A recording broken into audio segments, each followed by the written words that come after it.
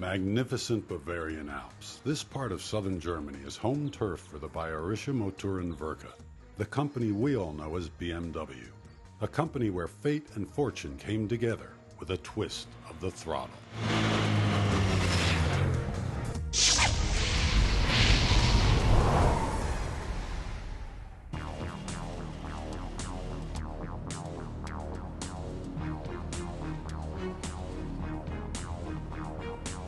BMW motorcycles have always been known as extremely reliable and well-engineered machines, two attributes that can be traced all the way back to 1917 when the company was founded. BMW started as an aircraft engine company in the First World War.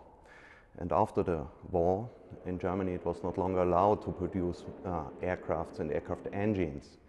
And BMW needed at this time a new business. Max Fritz, a young engineer and founding partner of BMW, designed the very first BMW motorcycle, the R32.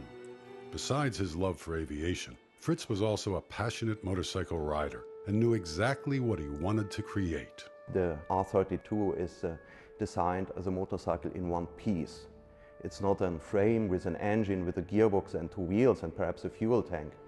So a lot of motorcycles at this time look like this, and if you have a close look to the R32, it's a motorcycle. The R32 is a truly unique motorcycle. It has a twin-cylinder, horizontally opposed four-stroke engine and a shaft drive instead of a chain. Eventually, the engine layout and shaft drive of the very first BMW would become known as typically BMW because both designs are still being used today. Max Fritz decided to design a motorcycle with the same quality as aircraft, and he put the best things together into this motorcycle, the R32. He was a genius, but he was also a passionate rider. Max Fritz is the genius, but it's a man named Ernst Hennig who gets the glory. From 1926 until 1937, Hennig shatters speed record after speed record, and BMWs become famous as the fastest motorcycles in the world. Ernst Hennig made 76 speed records on the motorcycles, and the last one was in 1937, and he rode about 204 miles per hour.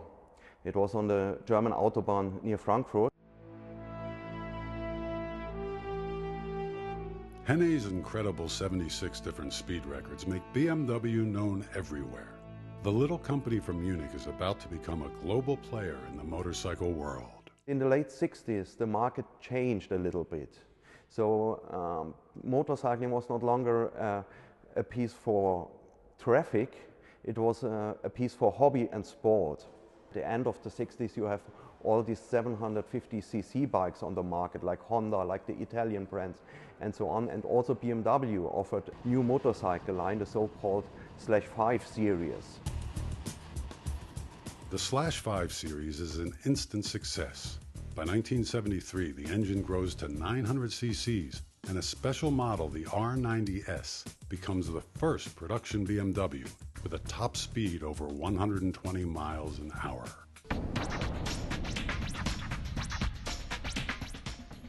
In 1976, even the factory is surprised when the U.S. company importing BMWs into the United States enters an R90S in the first American Motorcycle Association Superbike race at Daytona.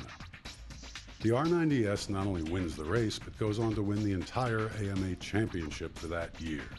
The same year, BMW scores another first, the first production bike in the world built with a full fairing straight from the factory. It was the first motorcycle that the fairing was tested in a wind channel. It was absolutely the first bike, and it was a motorcycle that tested in the wind tunnel for a long, long time to make this fairing perfect. Despite all the advancements, by the late 1970s, BMW was afraid that its classic so-called boxer engine, the horizontally opposed twin-cylinder design dating all the way back to the very first bike, needs a replacement. And while the company secretly works on a new four-cylinder engine, it needed some kind of new model. That new model was BMW's first dual-purpose or enduro bike, the R80 GS. GS from the German Gelandestrasse, meaning road and street. It was a stopgap model, but it had unbelievable success in one of the most challenging off-road races anywhere. The famous Paris-Dakar Rally, 6,068 miles across some of the toughest terrain in the world. BMW went to the Paris-Dakar event, the beginning of the 80s, and won it 4 times between 1981 and 1985. So you see, this was a perfect bike for on-road and off-road at this time. The GS surprised BMW with its success. Larger, more powerful models in the GS line are still being sold today.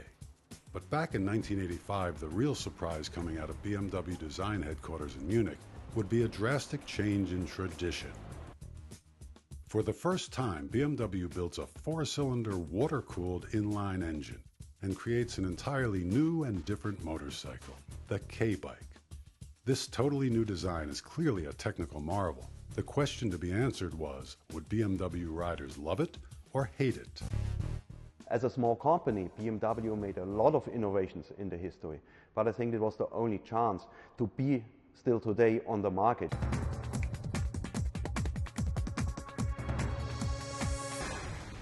It was a chance worth taking, and it changed BMW motorcycles forever. Today, K-bikes come in several variations, including the K1200R. Twist the throttle and you unleash 167 horsepower from the most powerful BMW street bike ever built.